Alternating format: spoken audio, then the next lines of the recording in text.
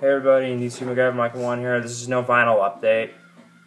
I haven't been working recently, so I haven't been getting money. So, hope you guys like my new look. I got my beanie on. I got some Ray-Bans, which is really cool. My mom bought me them. This is gonna be my not a very skilled up top 5 list of my Rolling Stones albums that I really enjoyed, and I'm gonna be telling you a little bit how I got into the Stones. I had a little Ohio voice on me, and I still fighting a cough. Cheers, VC.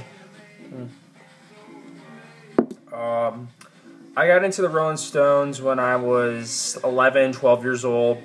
I saw them at the Super Bowl in 2006. I was watching the Super Bowl, and they were playing, and I became a fan. And then I listened to the album Some Girls, and then I became a huge fan of the Rolling Stones. Then I got back into them when I was 18. So I became a fan and started grabbing the CDs, put them in my laptop, put them in this little thing right here called an iPod. And then when I got my turntable, I've been buying Rolling Stone vinyl. So this top 5 is just my personal picks, the ones I really enjoyed so far.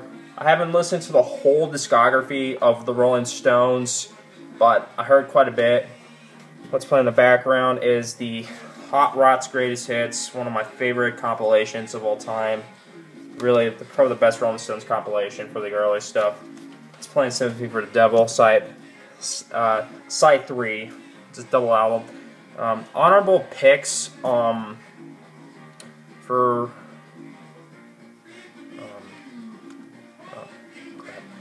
A Bigger Bang. That's a good album. That was probably one of their better albums that came out after Some Girls. Black and Blue, I really like that album. It's underrated. People don't like the album. I enjoyed it.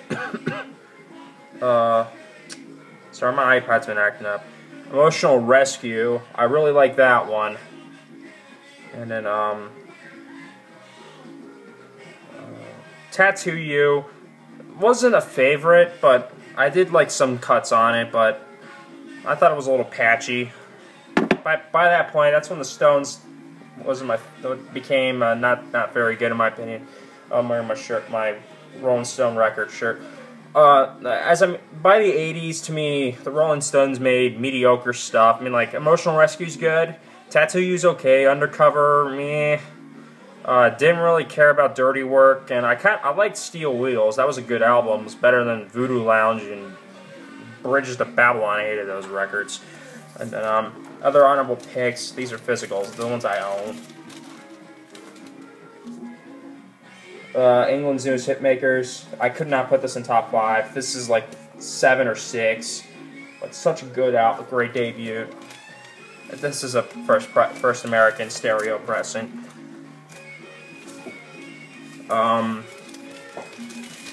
Someday I'm going to show my Rolling Stones collection. Just need a few more items. Goat's Head Soup. I need to rebuy this one. This needs upgraded real badly. Yeah, I love the A&G and Dance to Mr. D. There's great stuff on there. But it's not my favorite Rolling Stones release. But it is honorable. Alright, now for my top 5. Don't rant over the things that are not going to be my top 5, alright? Like I said, I haven't heard everything. So, number 5, my favorite of the Brian Jones era records, albums, the 60s, ones with Brian Jones, Beggar's Banquet. Yeah, Beggar's Banquet. I keep forgetting that.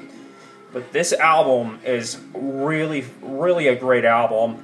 It's a great final album for Brian Jones. Rest in peace, Brian Jones. You are a great guitar player. You founded the band. You're very, very good. I love you, Brian Jones. Here's it's a gatefold. This is a first U.S. pressing. This is what the original cover looks like. They changed it for the reissues. Look it up online. I'm not using my editing software. This is a first pressing London Stereophonic. My aunt gave me this. This is in very clean shape. Very good shape. Yeah, great album. The Sympathy for the Devil, Street Fighting Man, that era of the Rolling Stones. This is when they made hard rocking stuff because they were getting misdirected with Satanic Majesty's Request. That album was terrible, and then yeah, they were trying to follow the Beatles, like the Beatles went with Sgt. Pepper and Revolver, and then Rolling Stones tried to be psychedelic, and it didn't work. It's awful. In my opinion, I didn't like their psychedelic stuff. My favorite song is definitely Sympathy for the Devil. That song is amazing.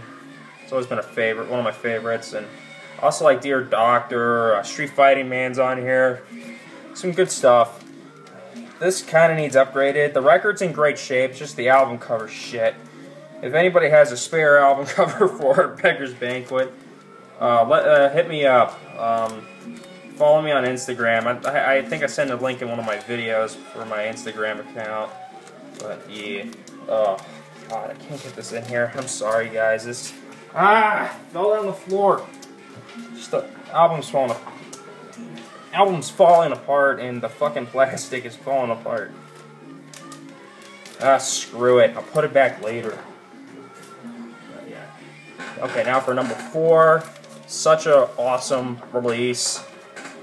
Exile on Main Street. This album is amazing. I found this for $5. I was never gonna run into this on vinyl. This is a hard to find thing to find in Ohio. I always find albums that I will never find again, and this is like one of them. I'll make a video about my stories about that. A great release. This is one of their best albums. It's a fan favorite. Not my favorite, but it is good. I do like it. It's on the original Rolling Stones label, the yellow label, with the iconic mouth.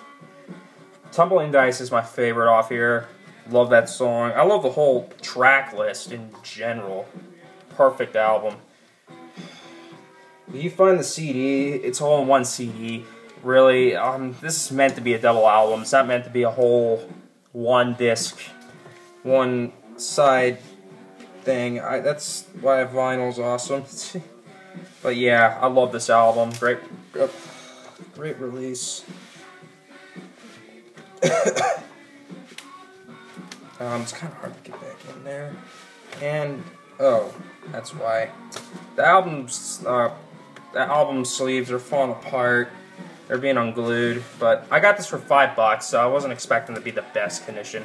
This is a record club copy too, so pretty excited. Came with the postcards and everything.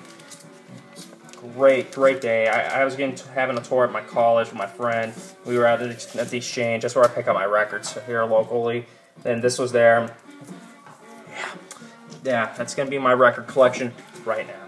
Okay, let me try putting this stupid thing back in its fucking sleeve. If this is gonna be 2 parts again, I'm gonna be very angry. I don't want another 2-part video.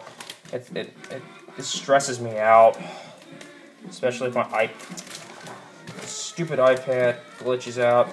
Come on, there we go. That's better. I got it in there. Take that. Got it in there. Yeah, the record's sticking out.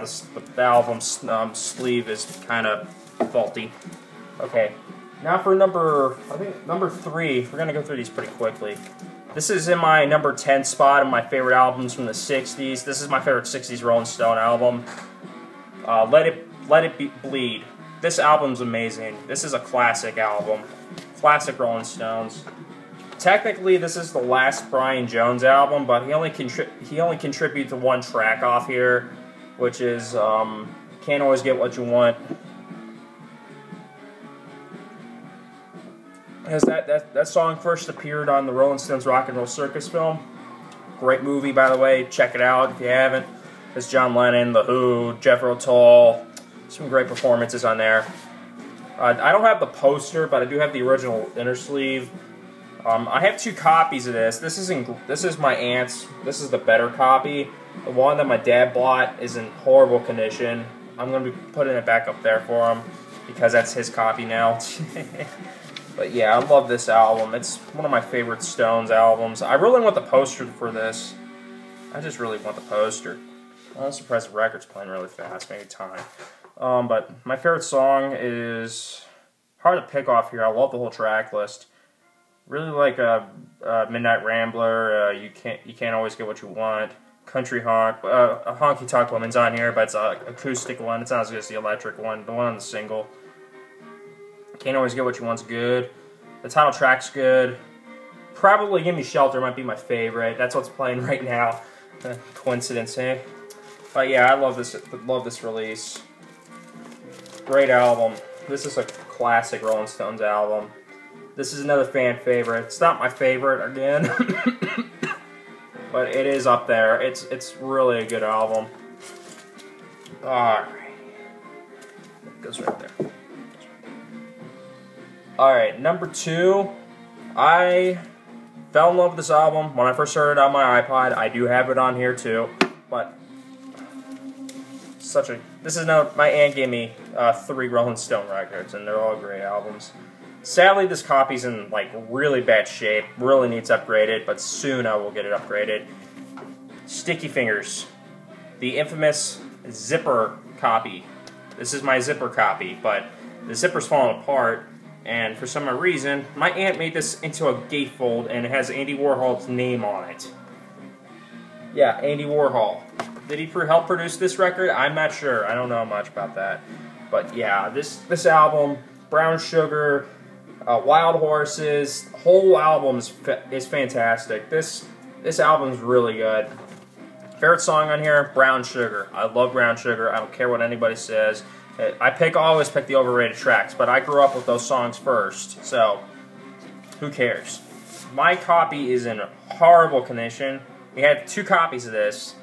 One that my this is the one I found in my dad's collection. It was in a Goat's Head Soup sleeve, so it plays better than the other one, but the second side of this really skips and stuff, so I want to get a new copy of this soon.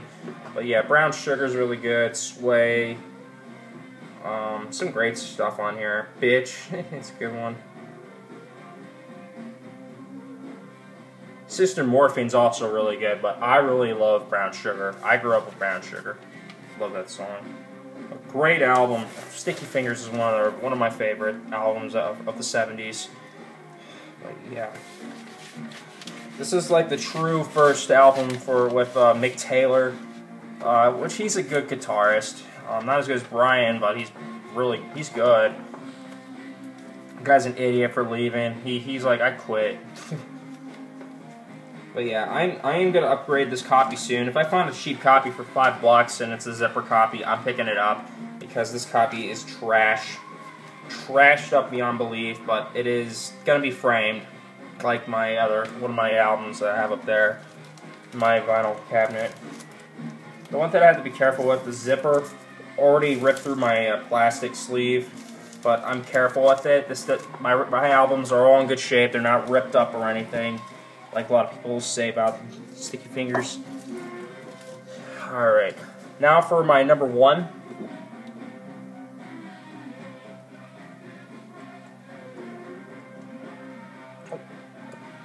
My number 1. I love this album. I grew up with this album. My dad owns a copy. My mom owns a copy. I own 2 copies.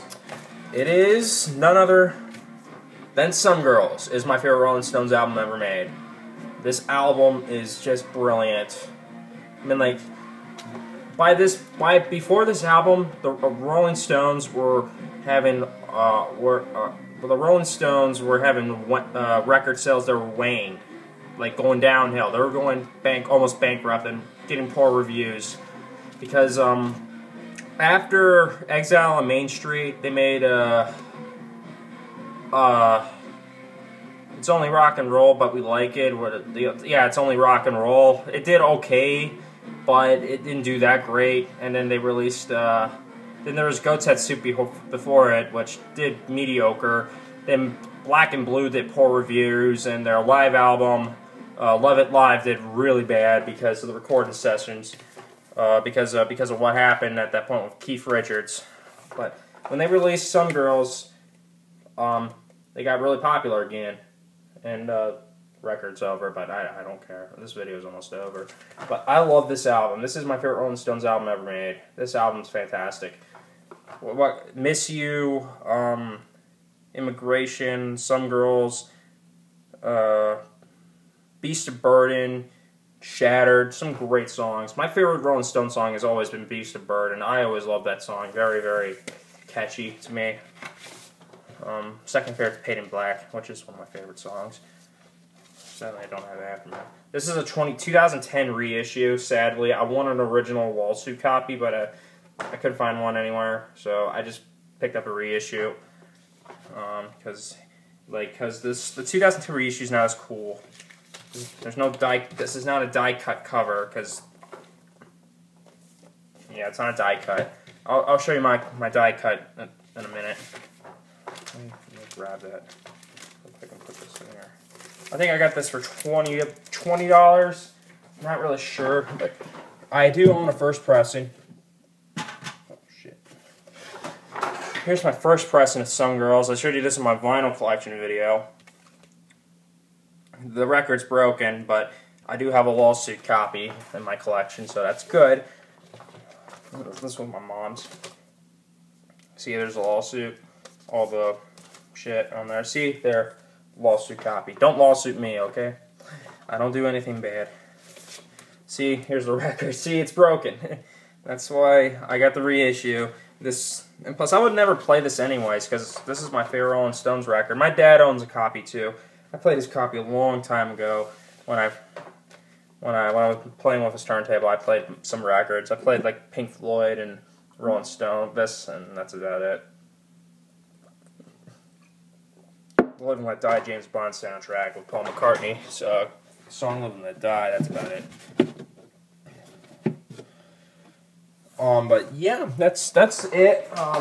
Nothing too special about this top 5. It will change later on, because I will definitely listen to more Rolling Stones albums and make a better top list, solid top 5, top 10 list.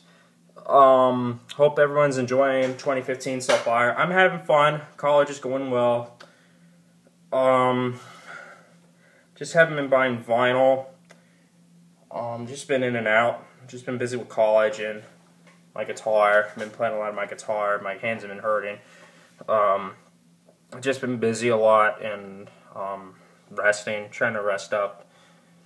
But yeah, soon as I get more money, I will be buying more vinyl. I just need to get more sleeves first. I'm out of plastic sleeves now, because every time when I buy a new record, I always have to put it in a sleeve, unless if the album covers like something like Alice Cooper here, I can't put it in a sleeve because of and plus if I go to the exchange, because they put albums, the expensive stuff, in a plastic sleeve, I always cut the top part of it where they have a seal, and then I make it into a regular sleeve, like these ones I bought from Amazon, which I need to buy more. So yeah, shout out to Paige Martin, Robert Z, Peter Kent, my vinyl 1-2, vinyl and video, Derek Fisher. Hope you guys have fun, and Scotty's Record Shop too. You guys are really cool. But cheers, guys. Peace.